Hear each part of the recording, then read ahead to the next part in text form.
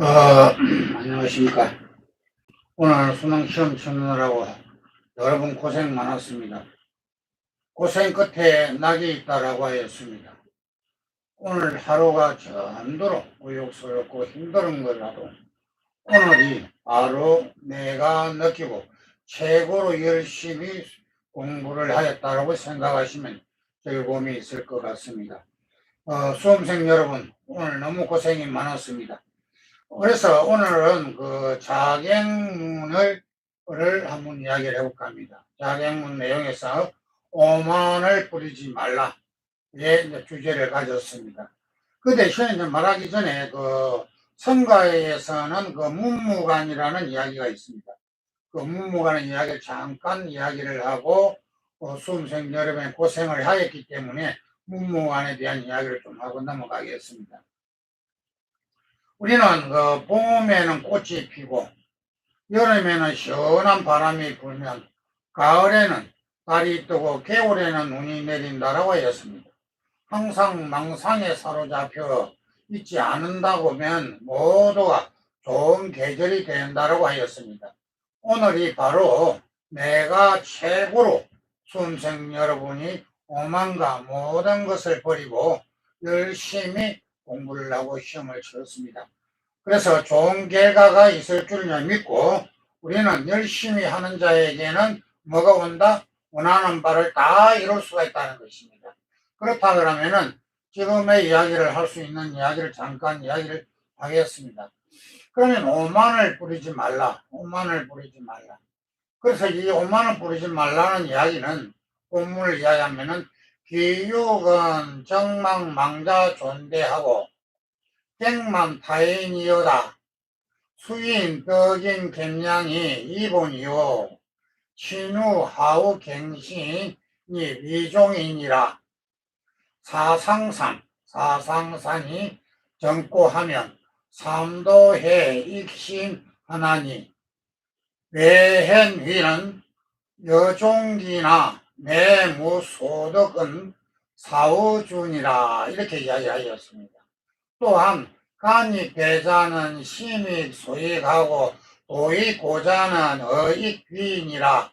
인하산 붕처는 무의도 자성하나니 법류하신자는 바로 만복이 자기이라고 하였습니다. 그러면은 이 말을 한번 해석을 한번 해보겠습니다. 교만 진중 장반야 이렇게 이야기를 하였죠. 아인 산상 자무뱅이 갱타 불랑 용종노라 뱅하 신음 하불공이니라 하였으니까 이 말을 우리가 다 정확하게 풀어서 본다면 우리 수험생 여러분이 오늘 시험을 칠 때 이 과정들을 한번 되새겨 볼 수가 있습니다. 자기만 높이고 남을 없이 여기지 말라. 어전한 것을 닦고 얻는 대로 겸손하고 사양함이 근본이 되고 벗을 친하고 화합하는 공경하고 또 하나의 믿음이 어뜸이 된다라고 하였습니다.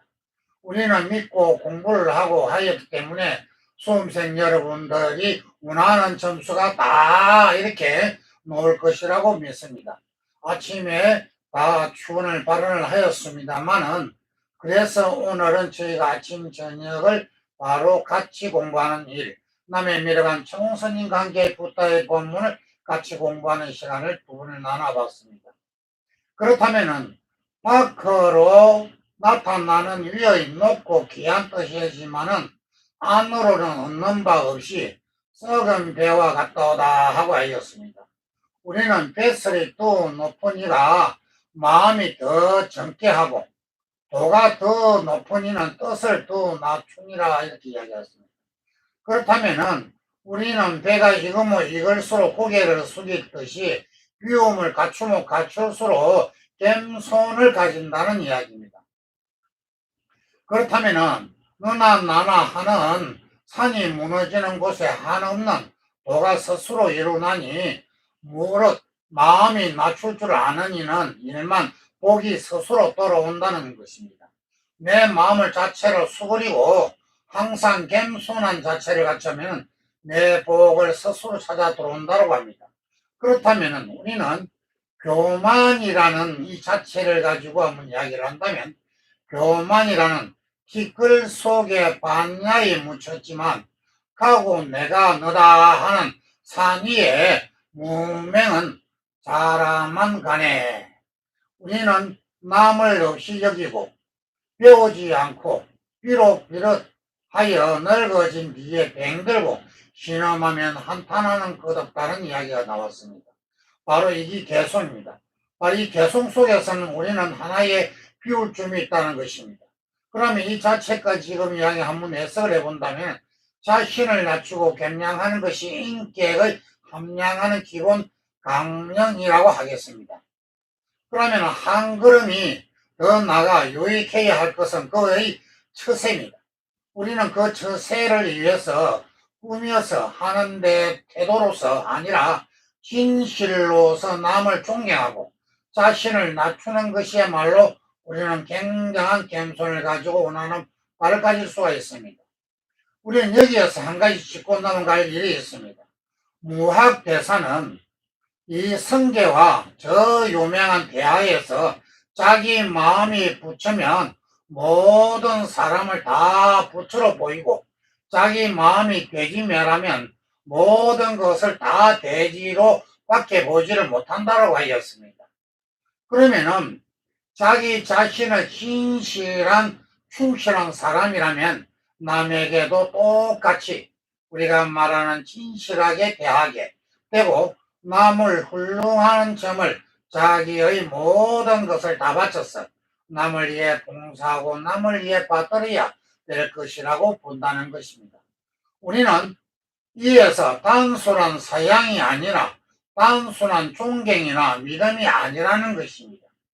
우리는 여기에서 참된 성품은 속에서는 나라는 생각, 남이라는 생각의 마음속에 조금이라도 있어서는 안 되기 때문이라는 것입니다. 하물며 내 것이 내 거다 하고 우리가 말하는 탐착하거나 남을 없이 여기서는 마음을 가진다면 이것은 진정한 의미에서 마음을 닦는 불자라고 할 수가 없다는 것입니다. 우리는 남을 존경하고 남을 아래키고 바로 이렇게 하는 것이 불자의 본성을 가지고 있다는 것입니다. 그 불자는 바로 부처의 마음이라는 것입니다. 그러면 여기에서 사상산이라는 것은 바로 나다, 남이다, 중생이다, 오래 살겠다, 아상이다, 인상이다, 중상상이다, 수자상이다의 네 가지 관념을 뜻합니다. 우리가 건강경에서 항상 말했듯이 아상과 인상, 중생학, 수자상을 깨우치는 바로 그의 내용과 같이 우리는 모든 것은 아상이나 인상, 중생상, 수자상을 없애는 그 마음이 본 뜻이라고 본다는 것입니다. 우리는 거기에서 수행의 목표는 이 네 가지 관념을 없애는 데 있다는 것입니다. 이 네 가지 생각이 붙어 있는 내 해탈은 성취할 수가 없다는 것입니다. 우리는 갱성성불은 요원한 일을 하라고 볼 수가 있다는 것입니다.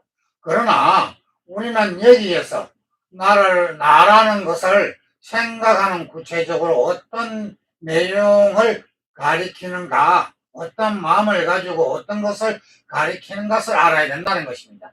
바로 첫째로는 몸뚱이를 나라고 생각하는 것은 꼭 자기의 얼굴이 어떻게 생겼고 몸매가 어떻고 우리 하는 그런 자체라고 볼 수가 있다는 것입니다.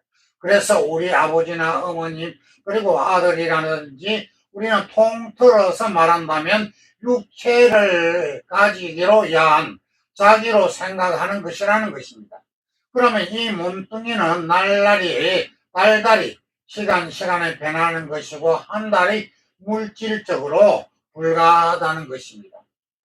우리는 그 존재 속에서 물질을 반드시 멸하기 때문에 어떻기 때문에 참 생명이라고 할 수가 있다는 것입니다.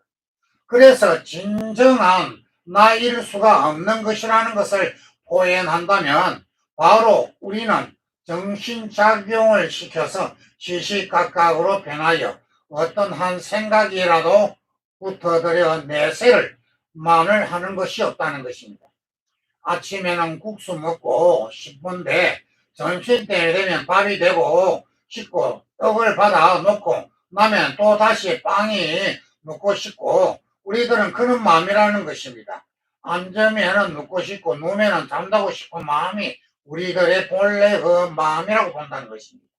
그렇다면 문자 그대로 볼 때에 갈 때와 같지만은 어떤 마음을 생겼다고 그 생각 얼마 동안 있다 차차 변화지고 있는 바로 마침내 그 생각이 없어진다는 것입니다.